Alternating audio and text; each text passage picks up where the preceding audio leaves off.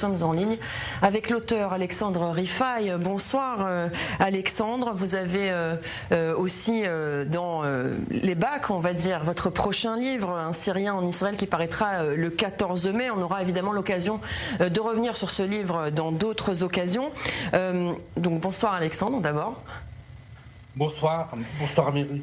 Que vous inspire cette visite de Al-Shara, alias Al-Jolani, à Paris et ce tapis rouge déroulé à l'Élysée?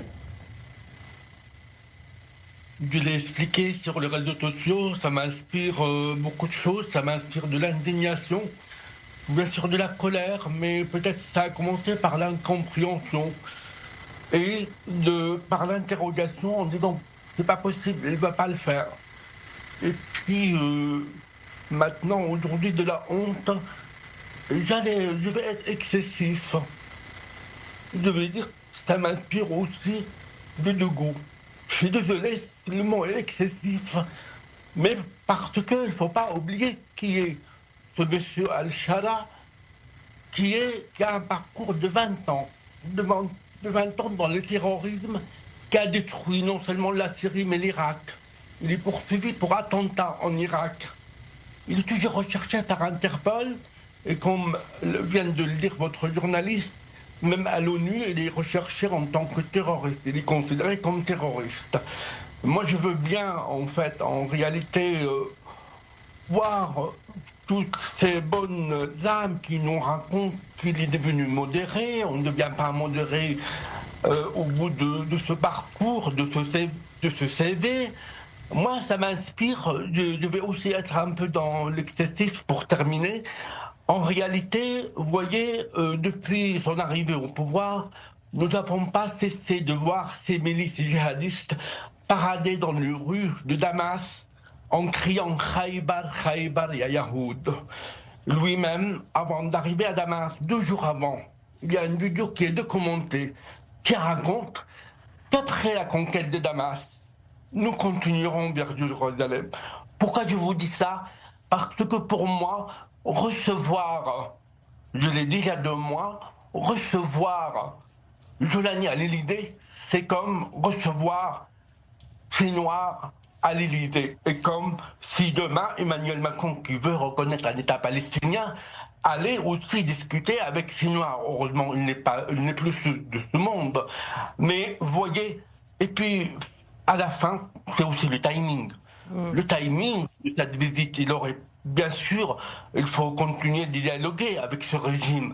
Mais le timing, après 2 massacres des Alaouites et des Druzes, c'est indécent.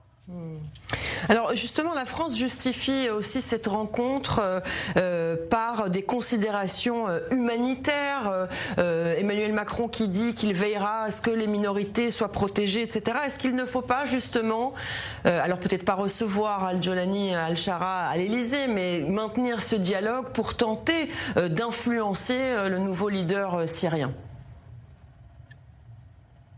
Alors, je vais être dur. Comment, en réalité, Monsieur Macron, Monsieur le Président de la République de mon pays, la France, depuis le 7 mars, n'a pas eu un seul mot sur les victimes des Alaouites et des Druzes.